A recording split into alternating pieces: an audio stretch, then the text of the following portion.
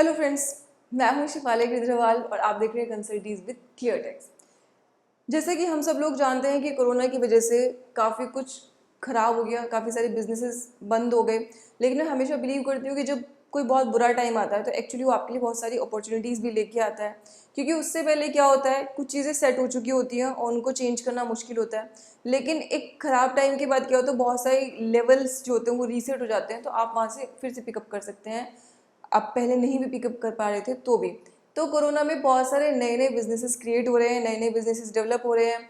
मैं देखती हूँ बहुत सारे लोग नई ऐप क्रिएट करने की कोशिश कर रहे हैं और मैं उन सब लोगों को दिल से सैल्यूट करना चाहती हूँ, उन सब लोगों को बहुत अप्रिशिएट करना चाहती हूँ कि आप लोग कुछ क्रिएटिव करके उस पूरे सिनेरियो को चेंज करने की कोशिश कर रहे हैं और कुछ क्रिएटिव करके हमारे देश की इकोनॉमिक कंडीशन को बदलने की कोशिश कर रहे हैं। तो आप ही सब लोगों के सपोर्ट के लिए ये वाली पर्टिकुलर वीडियो है। इसमें आपको कुछ क्वेश्चंस के आंसर दूंगी जो एक स्टार्टअप को, एक बिजनेस को, जब फर्स्ट टाइम वो बिजनेस स्टार्ट करते हैं तो जो प्रॉब्लम्स वो फेस करते हैं। सबसे बड़ी प्रॉब्लम ये होती है कि क्या उनको अपना बिजनेस एज अ इंडिविजुअल करना है, एज एचयूएफ करना है, पार्टनरशिप करना है, कंपनी करना है, एलएलपी करना है। अब ये सब है क्या क्या, काफ़ी लोगों को तो ये भी नहीं पता होता कि ये सब कुछ होता क्या है। They don't understand the difference between A proprietor and HUF and partnership and etcetera. तो जब आप एक इंडिविजुअल हो और आप अपने ही नाम से बिजनेस करना चाहते हो, यानी कि आप ही के पैन नंबर में बिजनेस चलेगा, तो इनकम टैक्स अलग अलग एंटिटी को पहचानता कैसे है? इनकम टैक्स एक्ट अलग अलग एंटिटी को पहचानता है उनके पैन नंबर से। तो दो एंटिटी का अगर पैन नंबर अलग है तो इनकम टैक्स के लिए वो दो अलग पर्सन है। ये सबसे बेसिक उसका डिफ्रेंसिएशन है। तो क्या क्या पर्सन हो सकते हैं, ध्यान रखिए। इनकम टैक्स के हिसाब से पर्सन का मतलब सिर्फ इंडिविजुअल यानी कि इंसान नहीं, बल्कि कंपनी एक अलग पर्सन होती है, पार्टनरशिप फर्म एक अलग पर्सन होती है, एओपी बीओआई अलग पर्सन होती है, एचयूएफ एक अलग पर्सन होता है। तो अलग पर्सन होने से क्या हुआ, उनका पैन नंबर अलग होगा, तो उनकी रिटर्न भी इनकम टैक्स की अलग जाएगी। अब जीएसटी में आ जाते हैं। जीएसटी बिल्कुल सेम प्रिंसिपल को फॉलो करता है। जीएसटी के हिसाब से भी जो जीएसटी का रजिस्ट्रेशन है वो पैन वाइज होता है। तो इंडिविजुअल का जो पैन होगा, अगर आप प्रोप्राइटरशिप रन कर रहे हो तो आपका पैन सेम होगा जो प्रोप्राइटर का है, इंडिविजुअल का है। तो आपका रजिस्ट्रेशन भी जीएसटी में उसी से होगा। और फिर आपकी जितनी भी इनकम आपने जनरेट की है उसको जीएसटी के अंदर, टर्नओवर के अंदर इंक्लूड किया जाएगा, सैलरी को छोड़ के। बाकी सारी आपकी रिसीट्स जो है उनको इंक्लूड किया जाता है टर्नओवर के अंदर।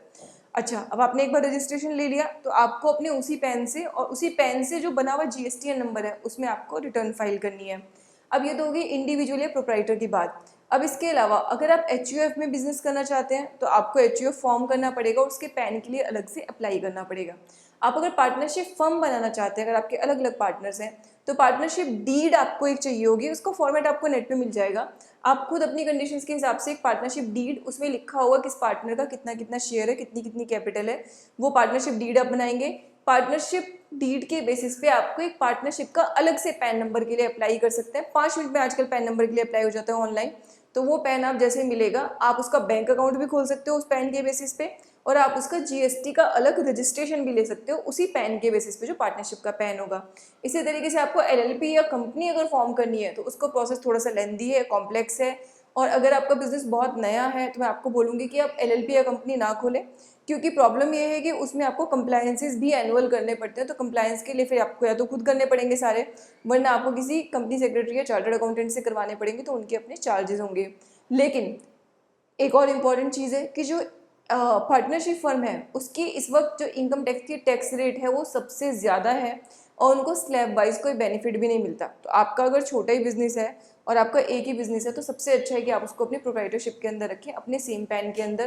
तो जो आपको इंडिविजुअल के अंदर जो स्लैब रेट है, जैसे 2.5 लाख तक आपका एग्जाम्प्ट होता है, आपको उसका भी बेनिफिट मिलेगा। पार्टनरशिप को 2.5 लाख का भी कोई बेनिफिट नहीं मिलता। पार्टनरशिप की सारी इनकम टैक्सेबल होती है। On the same level company और एलएलपी की भी सारी इनकम टैक्सेबल होती है, बट सरप्राइजिंगली उनका टैक्स रेट कम है। राइट, उनका टैक्स रेट अब गवर्नमेंट ने धीरे धीरे कम कर दिया है। तो आप अगर कंपनी फॉर्म करते हैं तो अच्छी बात है, क्योंकि बिजनेस में कंपनी को थोड़ा सा इंपॉर्टेंस मिलती है। मतलब लगता है कि हाँ एक सेटल्ड बिजनेस है अगर आपने कंपनी खोली हुई होती है तो। कंपनी आप रजिस्टर करा सकते हैं। आपको उसके लिए एड्रेस चाहिए, 2 डायरेक्टर्स चाहिए, कम से कम 2, ज़्यादा भी हो सकते हैं। तो 2 डायरेक्टर्स, 2 शेयर होल्डर्स आपको चाहिए अपनी कंपनी के अंदर। और आप फिर पहले नेम के लिए अप्लाई करेंगे और फिर आप कंपनी के लिए अप्लाई कर सकते हैं। आप कंपनी खुद भी खोल सकते हैं, बट थोड़ा सा आपको जाके साइट पे R&D करना पड़ेगा, which can be time consuming and which can be confusing also. तो वो आपको थोड़ा सा बस ध्यान रखना पड़ेगा। अच्छा, इसके साथ ही अब ये तो हुई बिजनेस एंटिटी सेटअप करने की बात। अब नेक्स्ट हम लोग आते हैं टर्नओवर पे और फाइनेंसिंग पे। यहाँ पे आपको ध्यान रखना है कि एमएसएमई के लिए काफ़ी सारी स्कीम्स हैं, काफ़ी सारी फंडिंग स्कीम्स हैं, गवर्नमेंट की साइड से लोन भी मिलता है। जो अभी रिसेंट बेनिफिट्स एमएसएमई के लिए आए हैं उनमें से जो मोस्टली बेनिफिट है वो एग्जिस्टिंग एमएसएमई के लिए, जिन्होंने ऑलरेडी क्रेडिट ले रखा है, लेकिन कोलेट्रल फ्री भी एमएसएमई को कुछ बेनिफिट मिलते हैं। आपको इसके लिए बैंक को अप्रोच करना पड़ेगा। आप पीएसयू बैंक को अप्रोच करेंगे तो ज़्यादा अच्छा होगा। प्राइवेट बैंक जनरली उस तरह के बेनिफिट्स नहीं देते। और ध्यान रखिए, क्योंकि लोन है तो आपको लोन वापस भी करना है विद इंटरेस्ट। जब तक आपको ज़रूरत ना हो तब तक आप लोन नहीं लें। तो अब नेक्स्ट हम स्टेप पे चलते हैं। ये तो होगी फंडिंग की बात। तीसरा है कि मैं किस किस तरह के बिजनेस कर सकती हूँ। आप लोकल सेल कर सकते हो और आप एक्सपोर्ट भी कर सकते हो। तो आप सर्विसेज या गुड्स दोनों को ही एक्सपोर्ट कर सकते हो। गुड्स को एक्सपोर्ट करने के लिए आपको किसी सीएफओ को बीच में डालना पड़ेगा, आपको बाहर से ऑर्डर रिसीव होगा और फिर गुड्स आपकी ट्रांसपोर्ट होकर आउट ऑफ इंडिया मूव होंगी। अगर आपके गुड्स इंडिया से बाहर जा रही हैं, यानी कि आप एक्सपोर्ट कर रहे हो, तो आपको काफ़ी सारे एक्सपोर्ट के इंसेंटिव्स भी मिलते हैं।